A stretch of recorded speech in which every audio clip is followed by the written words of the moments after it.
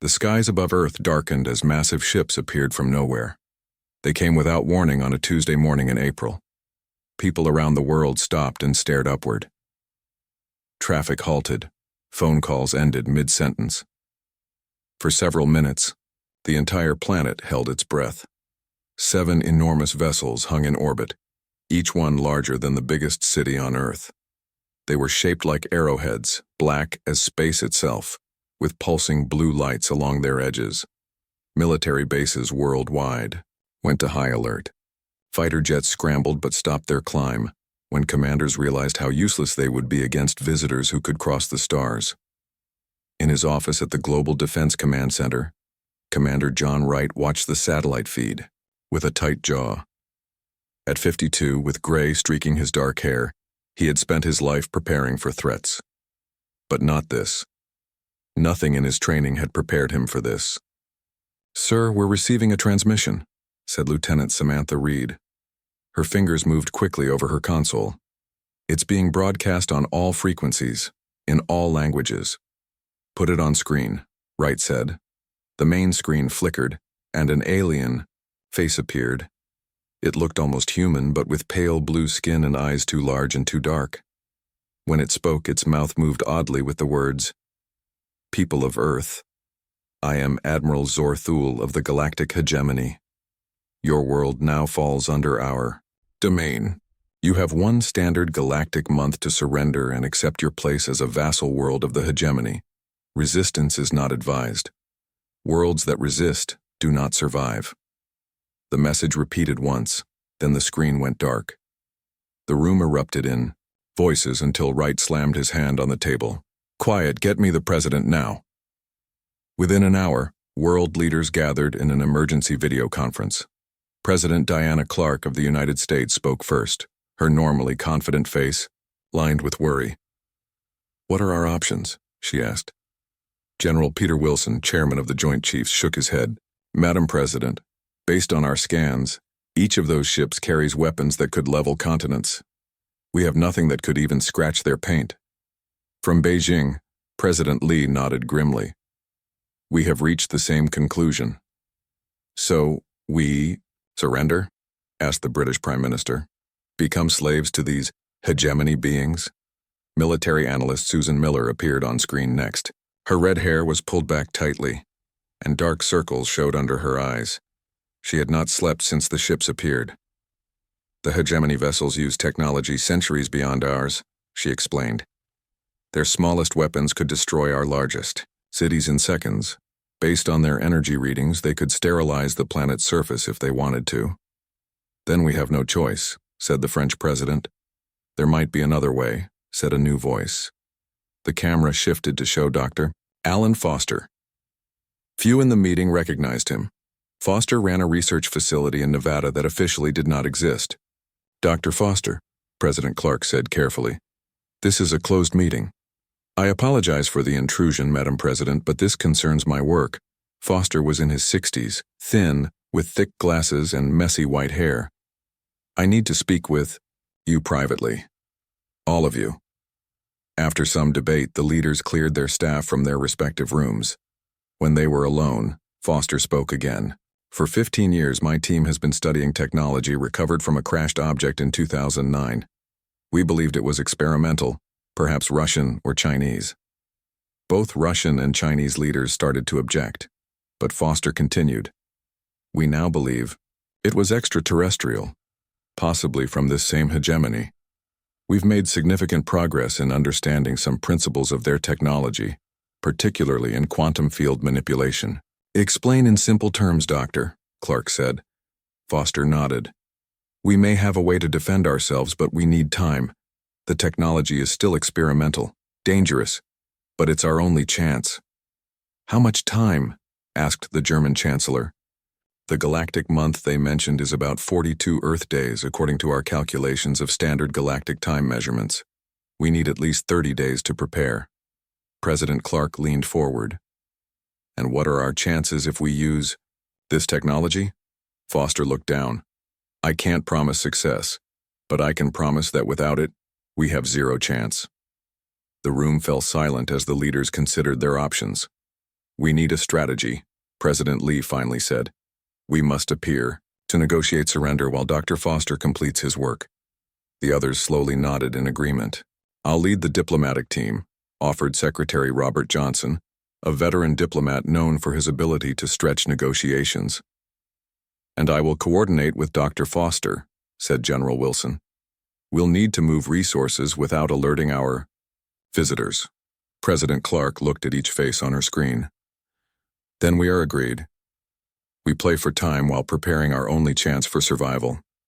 May God help us all. As the meeting ended, Commander Wright received a call at the Defense Command Center. Commander, we've intercepted communications between the alien ships. They're discussing Earth's resources and population. They're talking about us like we're livestock. Wright's blood ran cold. Send everything to my secure terminal. And, Lieutenant, not a word of this to anyone. In Nevada, Dr. Foster returned to his underground lab where his team waited anxiously. Chief Engineer Lisa Daniels approached him immediately. What did they say? Are we going ahead? Foster nodded. Project Singularity is now our top priority. No more safety protocols, no more test phases. We build it to work the first time. But the risks, Lisa started. Don't matter anymore, Foster interrupted. If we fail, humanity becomes slaves, or worse. He looked around at his team of 20 scientists and engineers, the only people on Earth who understood what they were trying to build.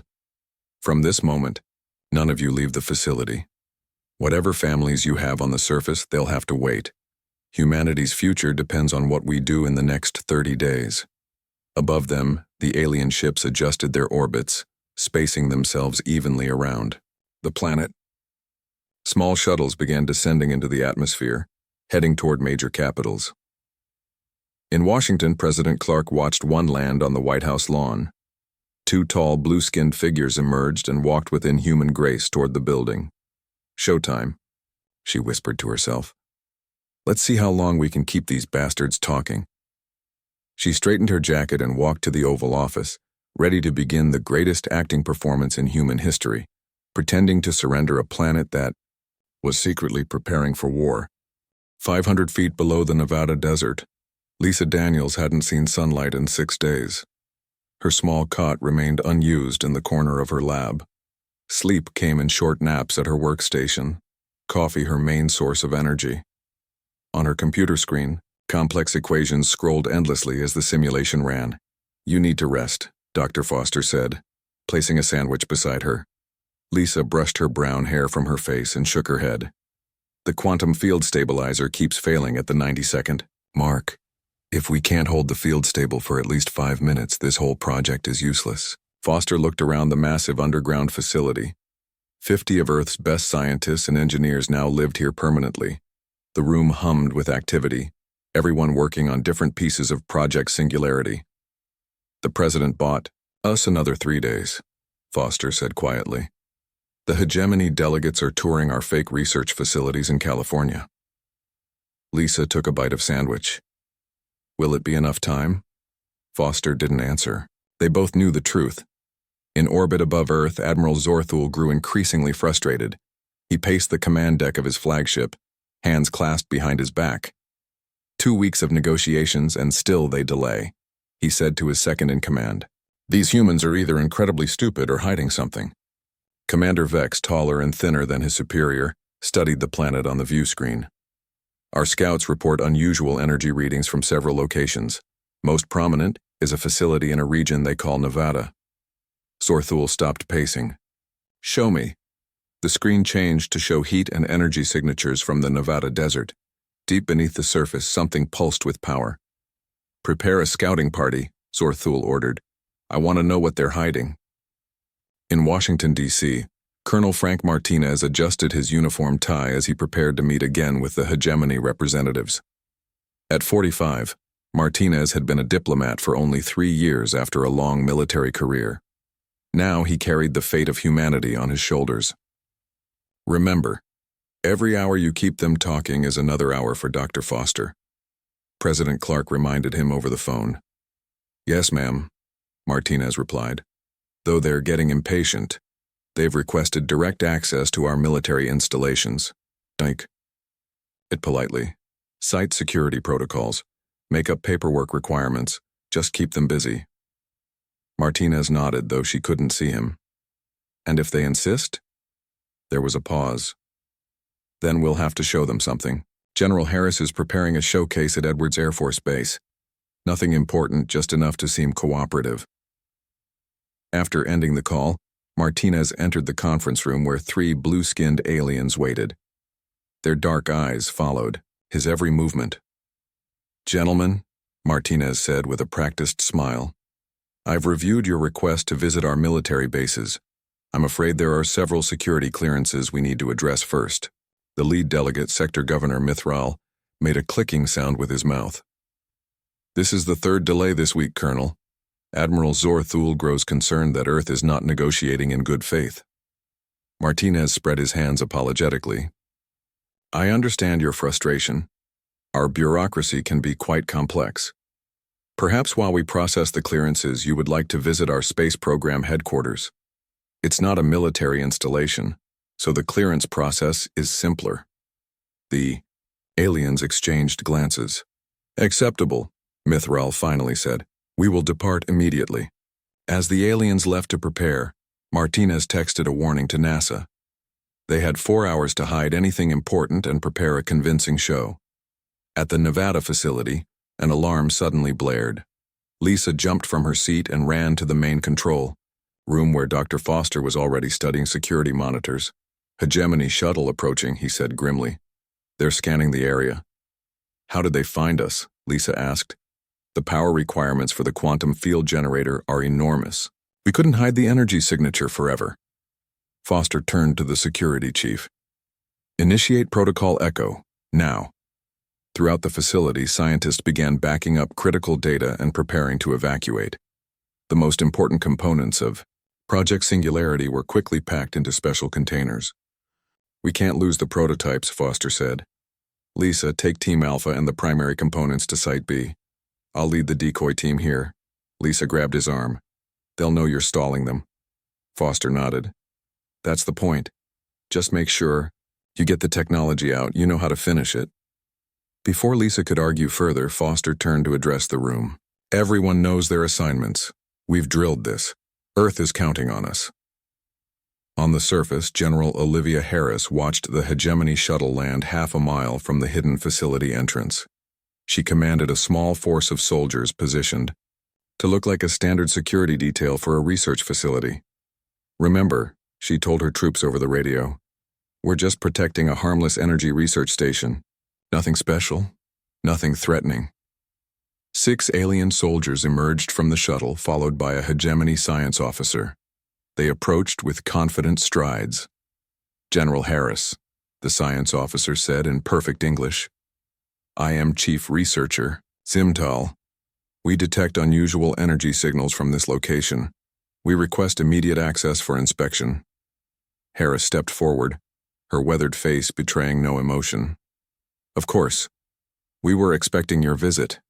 If you'll follow me, I'll show you our clean energy research facility." As she led them toward the public entrance, Harris sent a silent prayer that the evacuation below was proceeding as planned.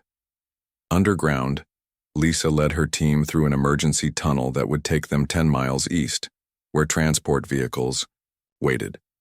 Each scientist carried essential components of Project Singularity.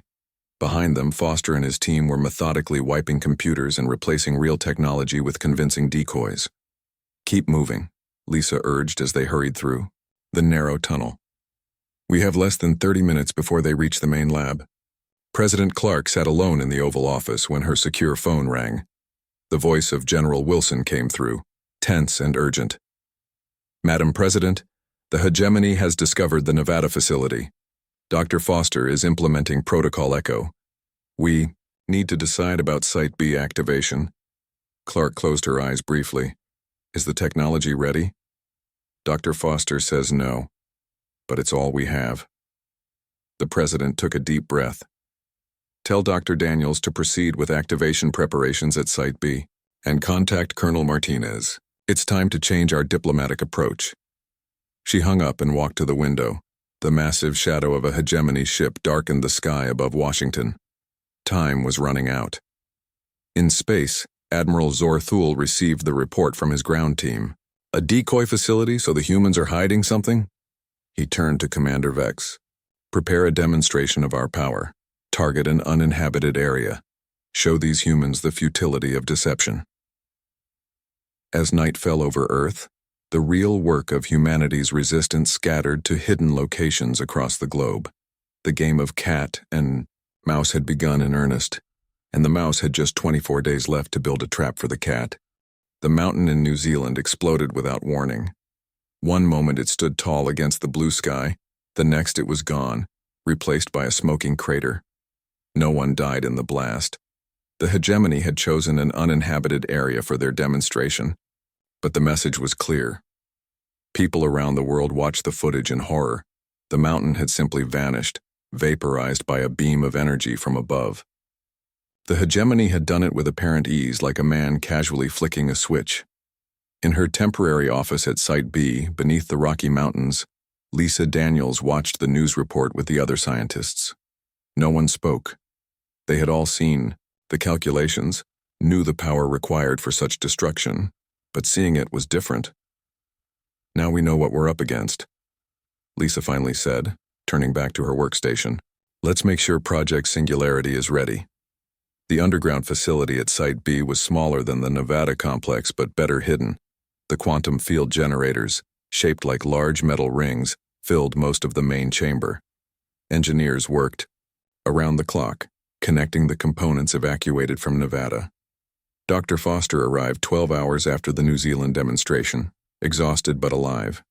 The hegemony inspectors had found only what he wanted them to find at the Nevada facility, hints of advanced energy research, but nothing threatening.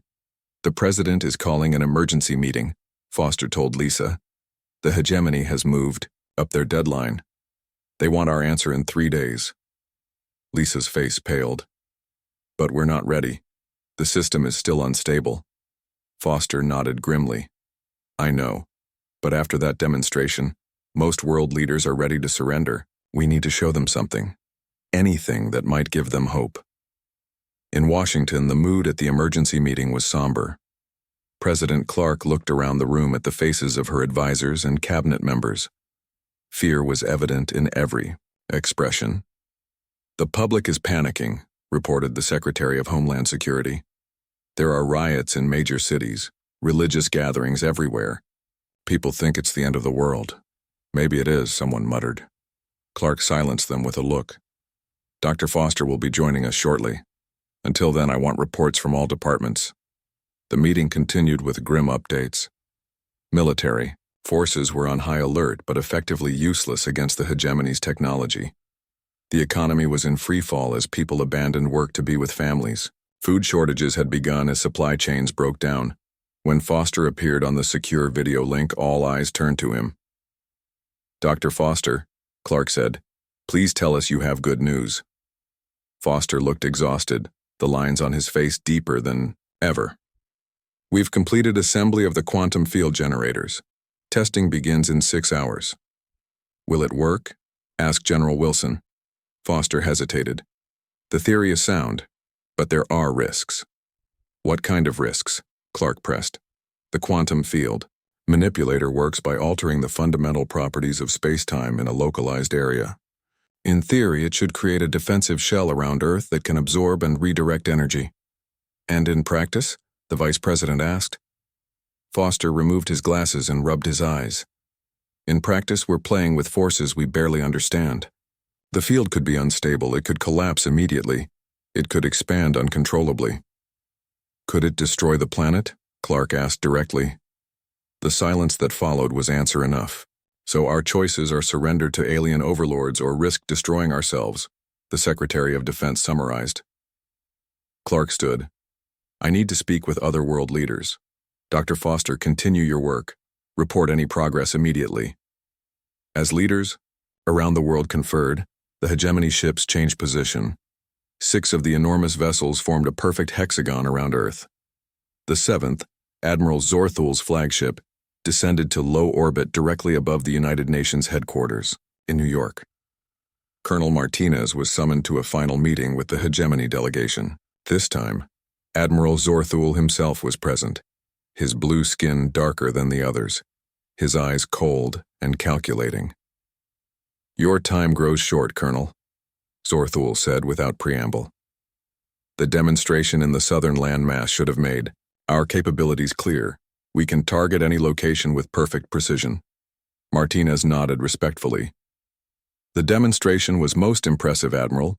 Our leaders are finalizing the terms of surrender as we speak."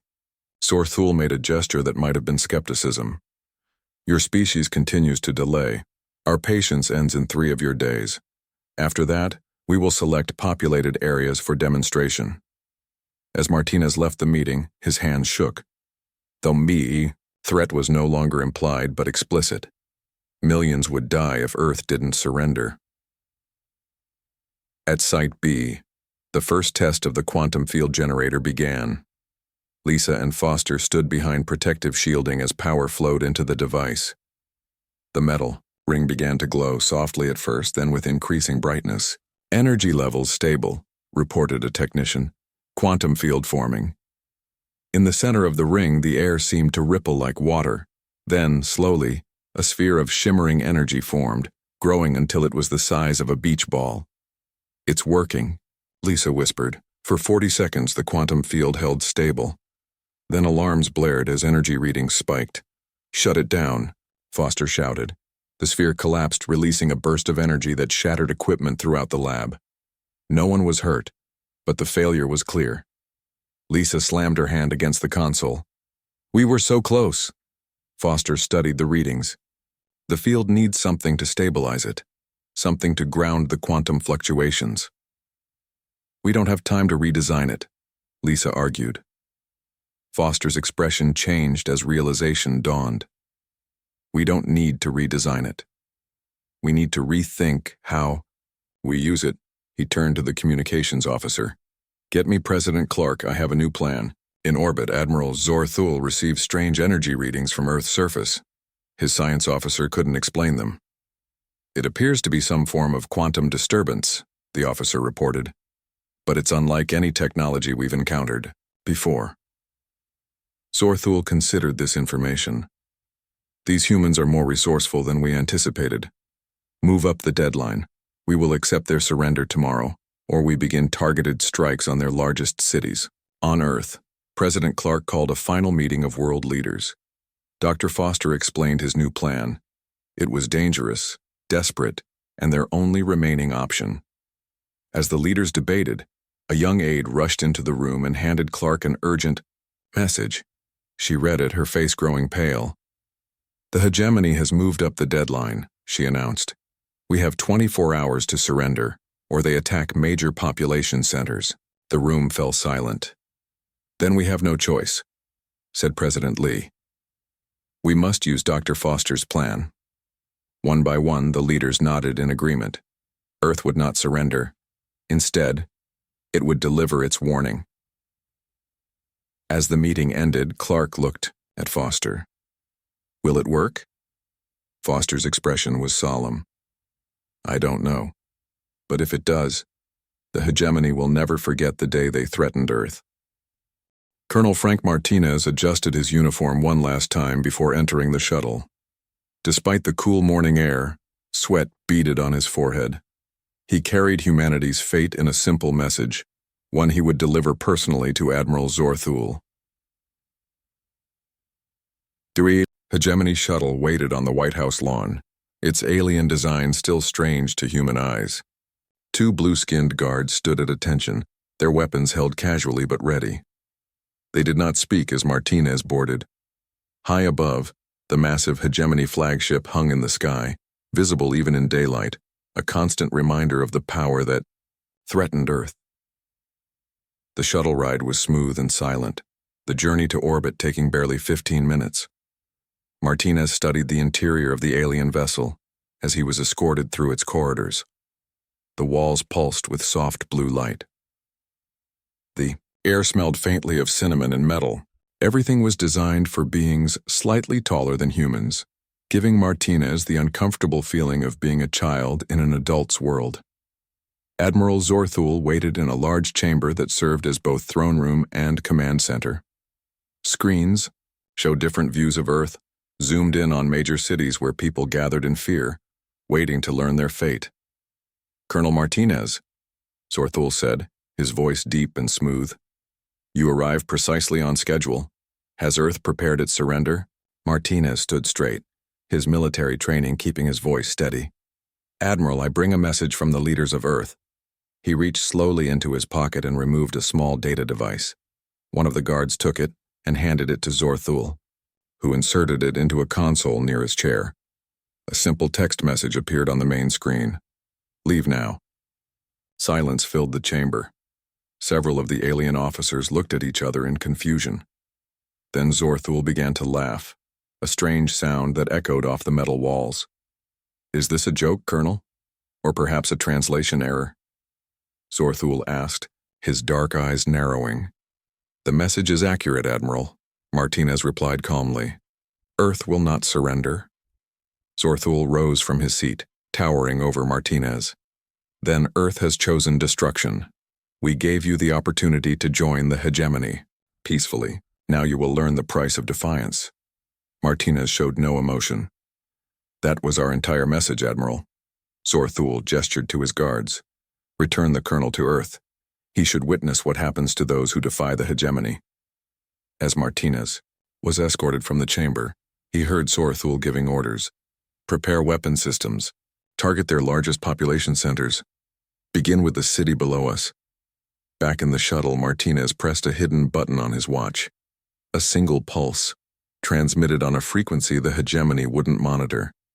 The signal that would tell Earth the message had been delivered and the response had been as expected. At Site B, Lisa Daniels received the signal. "They're preparing to attack," she told Dr. Foster. "Martinez is on his way back to Earth." Foster nodded.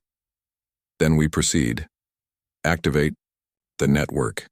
Throughout the facility, technicians worked at their stations initiating the sequence Foster had designed.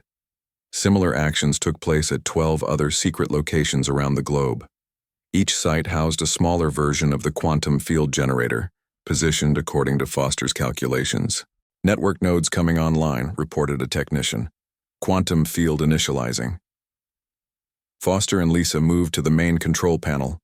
The plan was risky, perhaps even foolish, but it was their only hope. Instead of creating a single large quantum field, they would create multiple smaller fields that would link together, forming a web around the planet. "Energy levels stable," Lisa said, monitoring the readings. "Field integrity at 85% and holding." Foster watched as green lights appeared on the global map, indicating each node of the network activating successfully. "Tell the President we're ready." In Washington, President Clark received the message. She looked at the military and government leaders gathered in the underground bunker. "Dr. Foster reports they're ready. Now we wait." In orbit, the hegemony ships moved into attack position, energy built up in their weapon systems, visible as bright spots along their hulls. Admiral Zorthul watched with satisfaction as targeting systems locked onto New York City. "Fire!" he commanded. Brilliant beams of energy lanced down from the hegemony vessels, cutting through the atmosphere toward Earth's cities. The attack had begun. At Site B, alarms blared as sensors detected the energy weapons. "They're firing!" someone shouted. Foster gripped the console. "Activate the field, now!" Lisa slammed her hand down on the activation control. For a terrifying moment, nothing happened. Then the entire facility began to hum as power surged through the quantum field generators. Around the world, people looked up in horror as death descended from the sky. But before the energy beams could reach their target, something strange happened. The air itself seemed to ripple, as if the very fabric of reality was bending. The hegemony weapons struck the invisible quantum field. Instead of passing through to destroy the cities below, the energy stopped, held by forces the aliens had never encountered before. The beams spread out along the field, creating a spectacular display of light that encircled the planet. On the flagship, alarms wailed. "Admiral," cried the science officer, "the weapon's energy is being redirected. It's being reflected." Zorthul stared at the screens in disbelief. "Impossible," They're primitive. They can't have this technology. Sir, the energy is building up in the quantum field, reported another officer. It's being channeled, focused. Without warning, the energy collected by Earth's quantum field shot back toward the hegemony fleet. Not in random directions, but with precise targeting. 3 smaller vessels were struck directly, their shields overwhelmed by their own weapon. Energy, multiplied and focused by the quantum field.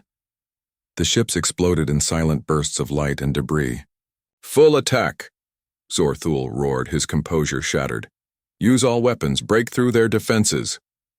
The remaining hegemony ships unleashed their full arsenal.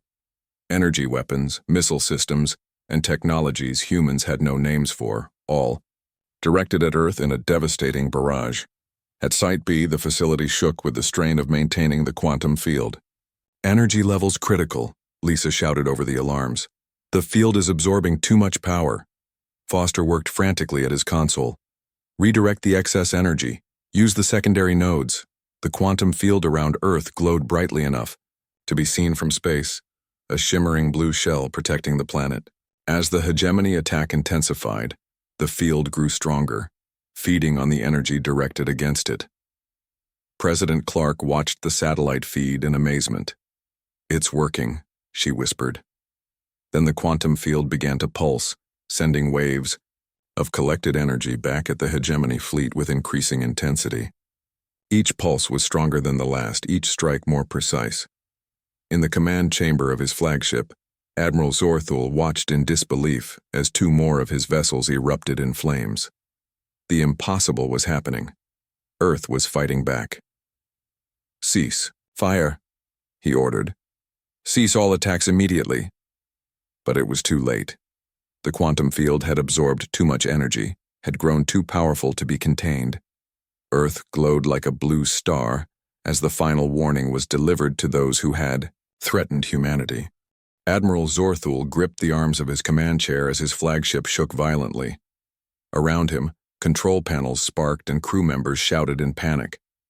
His mighty fleet, pride of the hegemony, was being torn apart by primitives who should have surrendered at first sight of his vessels. Divert all power to shield, he ordered. Prepare the planet killer. His officers stared at him in shock. The planet killer was a weapon of last resort, never before used in actual combat. It could crack a planet's crust, rendering an entire world uninhabitable. Even the Hegemony Council had strict rules about its use. Sir, his second-in-command protested, using the planet killer requires authorization from— I am giving the authorization, Zorthul shouted. These humans have destroyed half my fleet. They must be eliminated before they become a true threat to the hegemony.